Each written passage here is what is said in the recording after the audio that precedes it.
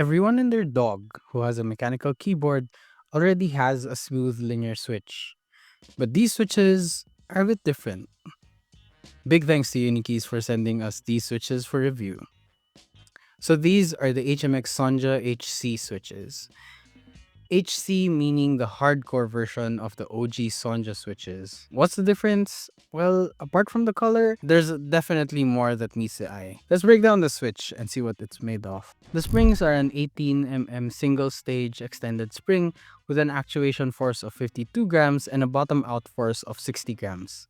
So kind of picking up where the OG Sonja switches left off. Because for the OG Sonjas, they bottom out at 52 grams. Moving on to the housings, both the top and the bottom housings are made out of a modified PA66. The only difference is that the tops are made to be scratchy and rough. But even the bottom housing kinda looks like they're scratchy. Moving on to the stem, it's made out of POM and has a travel of 3.9 millimeters with a rail bottom out.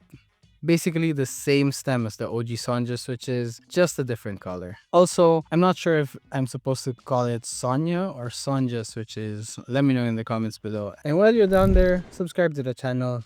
It helps a lot. So yeah, the switch is factory lubed like the Snow Crash switches. That means it's just on the leaf spring and just on the springs. They mostly tried to keep this switch as dry as possible without having to have any spring ping. One switch that comes to mind when I look at these switches and what they promise are OG Cherry MX Blacks. And I guess the HMX Sonja switches, of course, since I wanted to compare both switches to these HMX Sonja HC switches.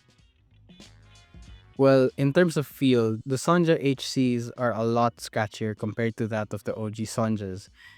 But the Cherry MX Black is a lot scratchier than that of the Sonja HC switches because you feel the scratchiness of the switch from the bottom all the way to the top.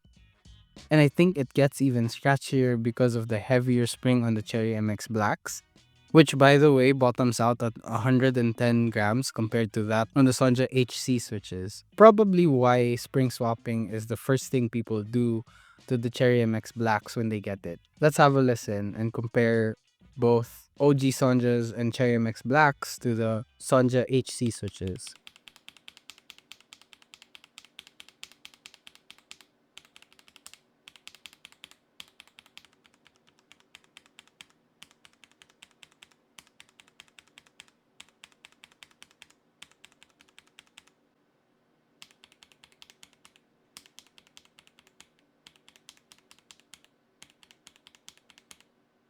Both the Sonjas sound quite similar. No surprise there since they're made of basically the same materials. Only difference is now the spring weight and the top housings of the HCs are a bit rougher. But compared to the Cherry MX Blacks, it's a bit muted in my opinion. But still, the sound is almost similar. Let me know in the comments if you caught something I didn't. So let's have a discussion on that. While you're there, subscribe to the channel. It helps a lot. Overall, I think these switches have a nostalgia design to it. It's lubed all over the switch. Mainly because the switch is something right out of a locked up era. Not the lock-up era. I mean the time where the only switches you could buy were from Cherry. The rough textured feeling on these switches are not just for it to be different, but in fact for all the people who haven't been there and or tried older switches. Back then, it was a luxury to have smooth switches. And honestly, those days were fun. Nostalgic, but yeah, these switches aim to make those days a thing again. I think it's going in the right direction, and it might just be one of my favorite switches today. I really like these switches, and they're definitely a switch to try. If not to have, I'm definitely trying them on my Neo Ergo. And let me know in the comments if I should do a sound test on that for you guys to hear.